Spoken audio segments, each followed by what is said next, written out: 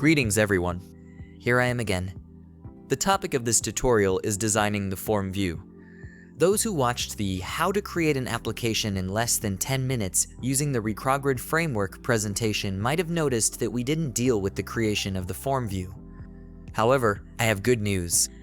The reason is that RGF can generate this completely automatically, and it can be modified afterwards. In the demo, I will use the application previously created for the Northwind database again. For example, this is how the employee form looks. This is a completely automatically generated window, including the fields, their layout, the buttons,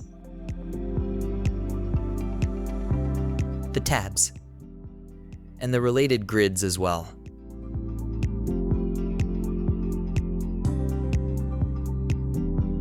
The form view is created based on the parameters of the entity. The parameters can be edited in the entities list. Here you can see the columns or fields related to the entity. Now, I will open one and examine what parameters influence the creation of the form view. These settings are automatically created upon the first use of the entity. The field type is generated based on the EF logical model. For example, text box, checkbox, or date control. These settings can be modified, and you can add ones that don't exist in the database but do in the model, or even ones that don't exist in the model. These can include additional options, such as the maximum length of the field. In this tutorial, we will now focus on the layout of the form view, which has three most important elements: tab, group, and position. These can also be manually modified here, but RGF has a very cool feature where we can do this visually as well.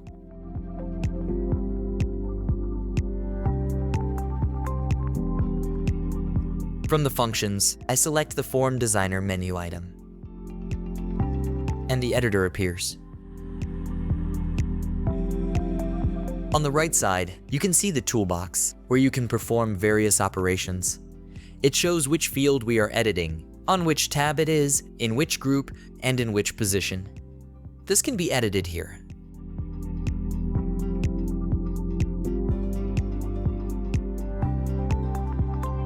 Or within a group, it can also be modified using drag and drop.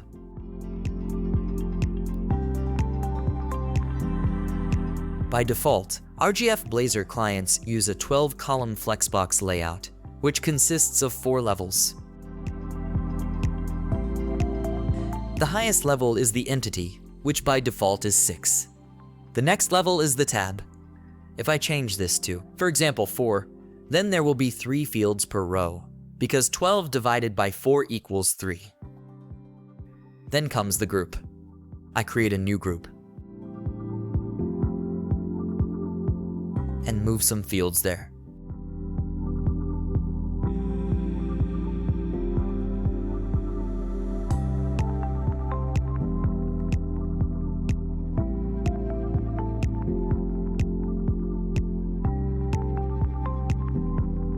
Now I reset the tab to default and set only the second group to 4. Within this, for example, let the address be 8, meaning it is twice as wide as the others.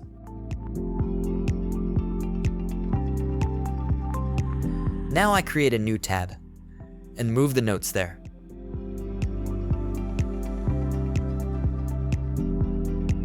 I create another one and move some fields there as well.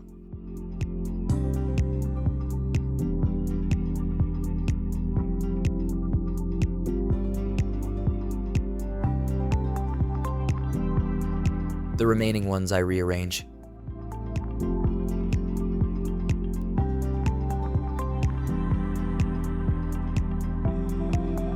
On these tabs, there are related grids. These are created by default, and it is recommended to always place them separately, as they will only be fetched from the server when the tab is active. There is a special behavior. If there is only one field in a group, and it is a grid or multi-line text box, and the flexbox width is not defined, then it implicitly becomes 12. I also give this field a height.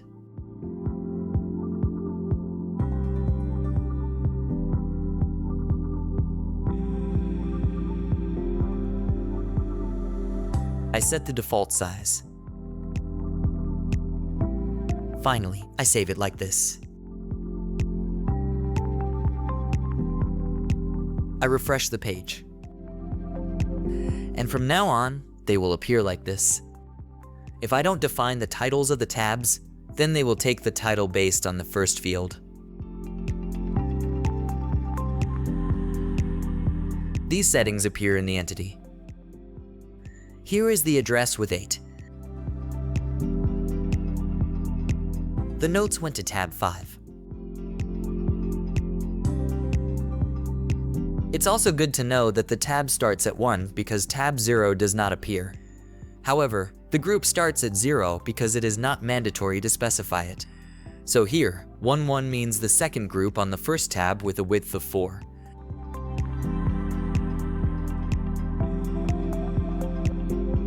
In addition to the Flexbox settings, if we specify others, a CSS file is also created. For example, I previously specified the height of notes, which is saved. Here you can also see another width and height setting for the dialog. When exporting the entities, these styles are also exported, which simply need to be copied to the import directory. Let's see how to do this.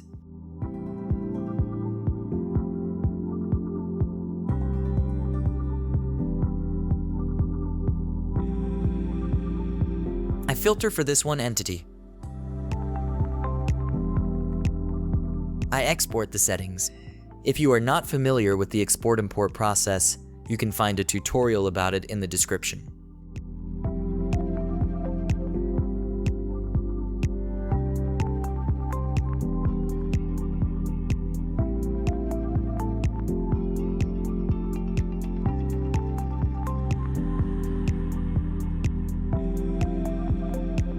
I'll create a new directory and move the files here.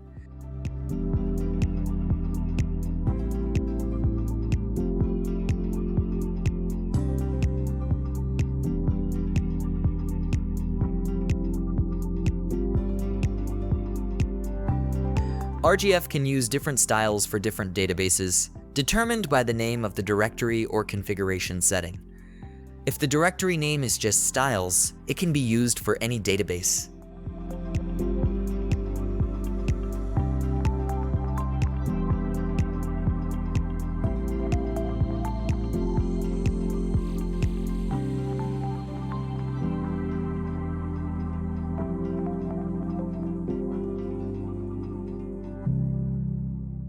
In this file, I import the entity and set the version.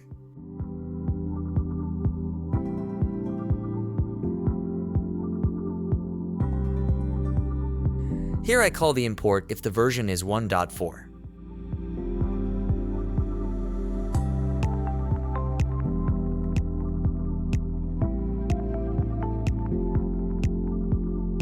Since my current database already has RecroTrack, RecroSec, and users set up, I will not delete it. Instead, I will add a new database, Northwind 3. I will set this as the default connection as well.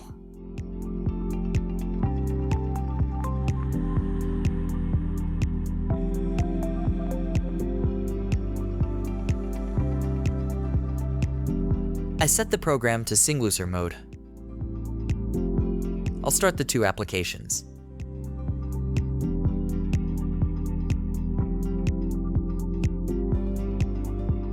And in the log, I see that the migration ran.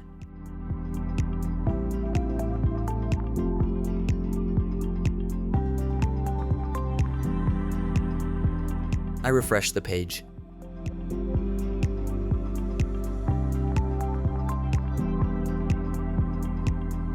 And it appears with these settings in the form view.